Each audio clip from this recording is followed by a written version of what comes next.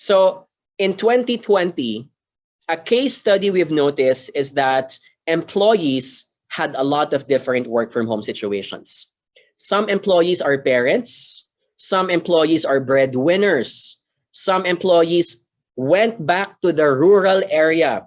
I live in a condominium, and I remember in 2020, almost every day, there was always one neighbor who was leaving. They were ending their contract in the condominium because they have their family in the province, and it didn't make sense to stay in the same room and be isolated when they're always been working from home and they can go back to the province for at least another year, right? Some people also lived in crowded, cramped spaces. What is diversity? Diversity as a leader is acknowledging, how can I create guidelines and how can I operate working styles and working rules that allows my people to be comfortable despite them having a different situation than mine. If you happen to be a leader who is single, then you're going to have a hard time understanding how it is to be a parent.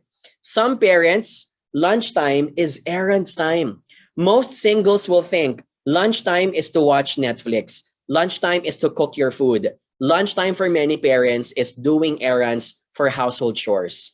It's setting up the online class and the laptop of their kids, for example. Another way to look at it for breadwinners, if you happen to be not a breadwinner, you'll have a hard time appreciating it. During the COVID-19, breadwinners struggled a lot with anxiety and stress. Why? They have to take good care of their family. If someone in the family contracts COVID-19, they have to do so many logistical and admin stuff. How do you isolate that family member? How do you get to hospital? How do you seek an ICU or a ventilator? Right? Breadwinners ultimately became responsible for that. That's why their mental health also were put at risk.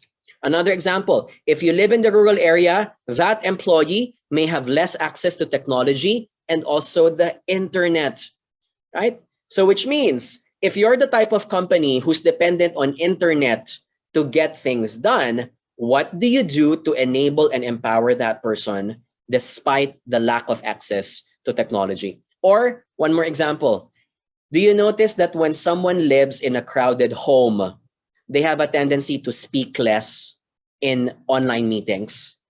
Can I get a letter O as in online meetings if you notice that? I've noticed a pattern behind that.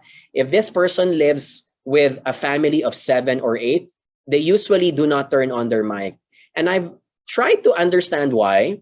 And I got an insight from one of my direct reports before. And she said, John, I'm so ashamed to turn on my mic because I know that in the middle of my conversation, you'll be hearing someone shouting, you'll be hearing someone crying. And that's because if you live in a crowded home, likely there is going to be background noise. If you happen to be a leader, how do you schedule a meeting?